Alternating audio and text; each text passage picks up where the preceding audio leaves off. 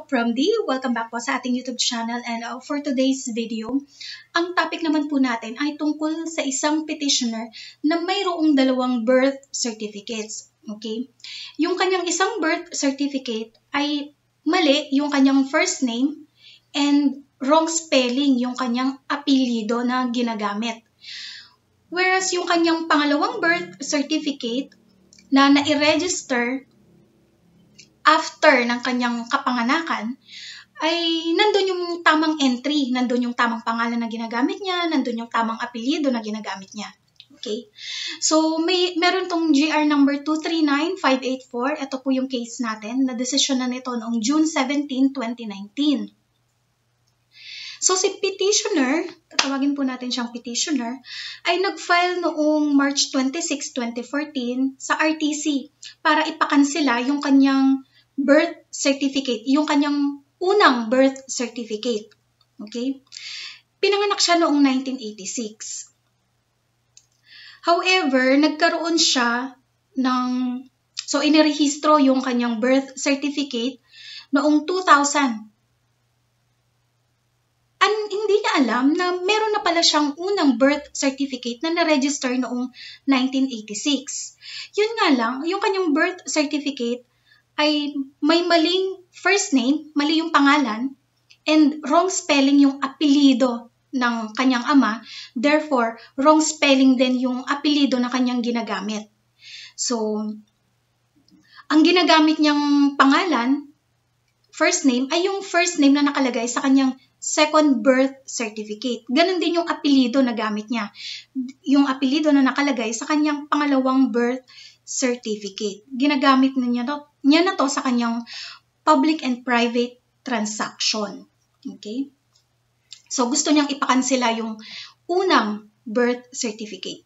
So, noong May 14, 2014, sabi ni RTC, dahil may sufficient form at saka substance,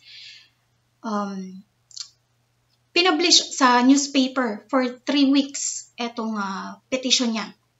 Requirement kasi yon sa proceeding na to. So, during the hearing, inalaw siya na mag-present ng ebidensya. So, pinresenta niya, ano ba itong mga kailangang ebidensya para mapatunayan mo na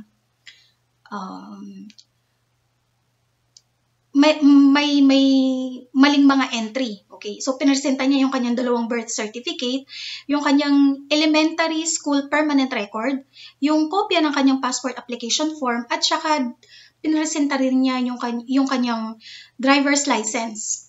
Alright? At doon nga, sa mga dokumentong pinresenta niya, ang gamit niya ay yung pangalan at apelyido na nakalagay sa kanyang pangalawang birth certificate.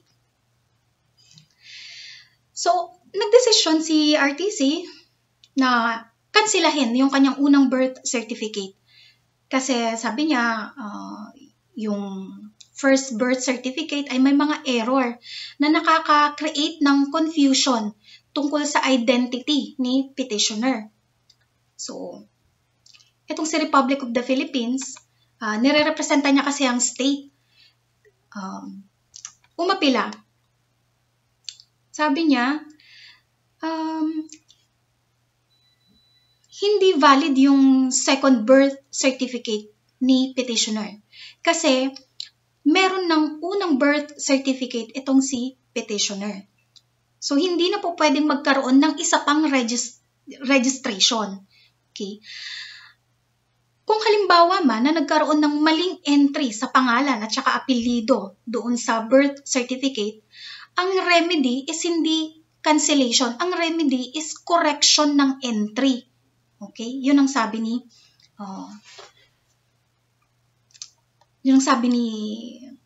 Republic. Okay?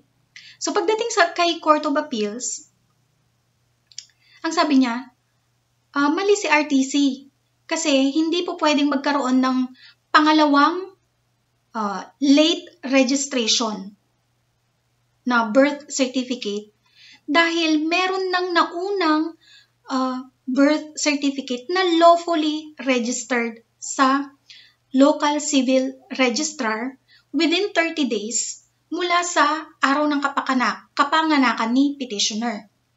Alright? So, sabi ni Court of Appeals,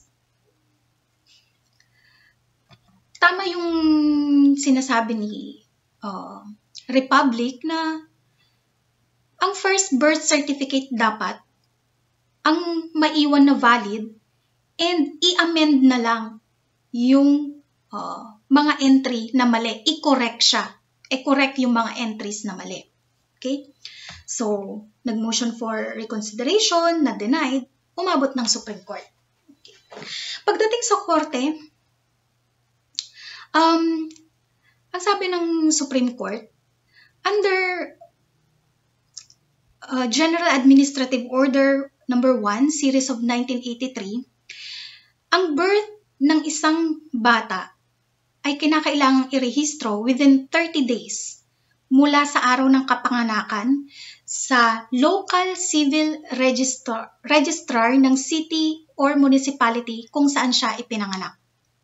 So, in this case, nai-report naman ng nanay ng bata yung kanyang kapanganakan at nairehistro noong June 30, 1986, yung unang birth certificate. Kung ganun, sabi ng korte, there can be no valid late registration of the birth certificate na nai-register na, lawfully registered within 30 days from his birth under the first birth certificate. So kung may unang valid first birth certificate na na-register, hindi na po pwedeng magkaroon pa ng pangalawa o ng late registration ng birth certificate. Okay? Hindi na po pwede yung magkaroon ng pangalawang birth certificate. So, dahil ang ultimate objective ay i-correct yung maling mga entry na nasa first birth certificate, pinayagan ngayon itong proceeding ito na mag-proceed. Okay? So, kinorek yung, sabi nila dapat i-correct yung unang pangalan at saka yung last name na mali. To correct simply means to make or set aright to remove the faults or error. Sabi. Considering na nakakomply naman si petitioner sa procedural requirements, pwede nilang i-resolve yung petition. Okay? However, sabi ng korte, dahil hindi na-establish ni petitioner yung apelido, yung correct na apelido ng kanyang tatay through competent evidence. Ano tong ebidensya na po pwedeng mag-prove ng tamang apelido ng kanyang ama? Yung birth certificate ng kanyang ama. Yung certificate of marriage ng kanyang ama at ina. Okay? Or yung government-issued na identification card or record. Dahil hindi ito naipresenta ni petitioner, yung correction of entry ng first and last name should be denied, ang sabi ng korte. Kasi, tama na yung first name, may kalayaan ka na mamili kung ano yung gagamitin mong first name. Okay? However, yung last name na gagamitin ng bata ay fixed by law. So, kahit na doon sa kanyang elementary school record, PRC, Professional Driver's License, ay ang ginagamit niya ay yung pangalan na nandun sa kanyang pangalawang birth certificate. Hindi ito po pwedeng baguhin ng korte. Okay? Kasi nga, hindi niya napatunayan yung kanyang allegation. Yung real name of a person, ay ito yung given name na nilagay sa kanyang entry o sa kanyang record na isinabmit sa civil register. Hindi yung name na ginamit ni petitioner sa kanyang binyag sa simbahan or hindi yung name na kung saan siya ay kilala ng community. Okay? And ang sabi pa ng korte, napansin nila na doon sa magkaibang birth certificate, parehong ang kanyang ina yung nagsilbing informant yung tinatawag nating tagapagbigay ng information doon sa papel. Yun nga lang, magkaiba yung signature ng nanay doon sa dalawang birth certificate. Magkaiba din yung apelido na ginamit. Okay? So, ang sabi ng korte, hindi nakapagbigay ng explanation kung bakit doon sa unang birth certificate, iba yung apelido ng nanay na ginamit at doon sa pangalawang certificate, birth certificate, iba din. Magkaiba din yung apelidong nakapirma. Okay? So, ang sabi ng Supreme Court, in this case, yung dapat na ikansela na birth certificate ay yung pangalawa. Although, andoon lahat yung tamang entry na sinasabi nitong si petitioner, tama yung kanyang pangalan sa pangalawang birth certificate at tama yung kanyang apelido sa pangalawang birth certificate, ang sabi ng korte,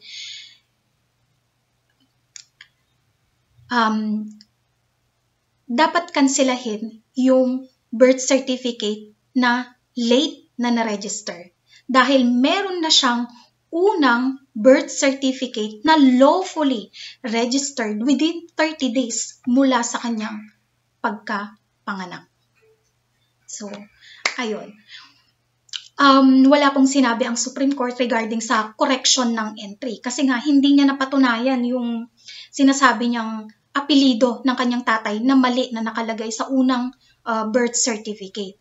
Maski yung first name, hindi rin sinabi ng korte na ang dapat niyang gamitin ay yung kanyang pangalan na nakalagay sa second birth certificate. Bagkos, ang sabi ng korte, kung ano yung nakalagay sa unang birth certificate mo, yun dapat ang iyong